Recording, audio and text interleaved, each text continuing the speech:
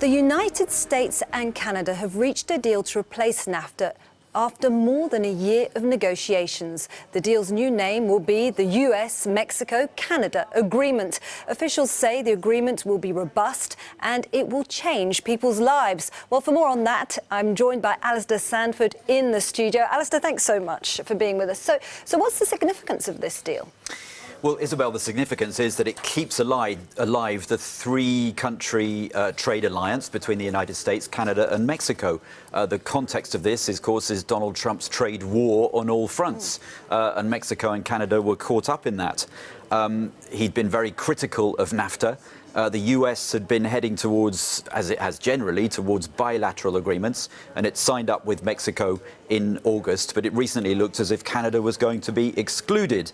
And fragmentation or collapse of NAFTA was seen by economists as potentially disastrous, causing major disruption because the three countries' economies have been so closely intertwined in the 25 years that NAFTA has been in existence. Now, after 13 months of negotiations, the US imposed a deadline for midnight on Sunday.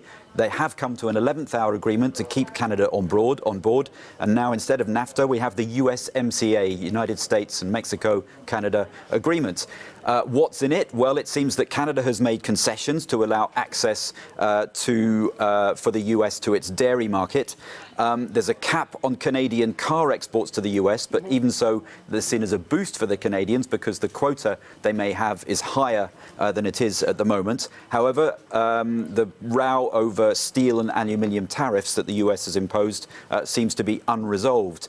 Now, NAFTA had been one of Donald Trump's pet themes. He called it a disaster for US jobs and manufacturers. There have been threats. Even a few days ago, he attacked the Canadian Prime Minister and his negotiating team. He said he wanted major changes to the deal, but there was a lot of opposition from business and the world of politics to the potential breakup of NAFTA. That may not have got through Congress, so there's been a last-minute push to keep Canada on board. Trump has now approved this framework deal. Officials, as you say, are saying that it's robust and is going to lead to freer markets and fair trade.